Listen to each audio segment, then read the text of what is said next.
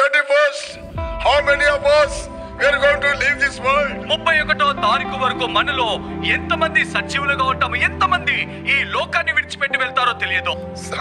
Somebody must be praying for you. బహుశా నువ్వు ఇంకా బ్రతికి ఉన్నావంటే నీ గురించి ఎవరో భారముతో ప్రార్థిస్తున్నారు. ఆ ప్రార్థనను బట్టి నువ్వు బ్రతుకున్నావు. Because of somebody's prayer. ఎవరో ప్రార్థనను బట్టి.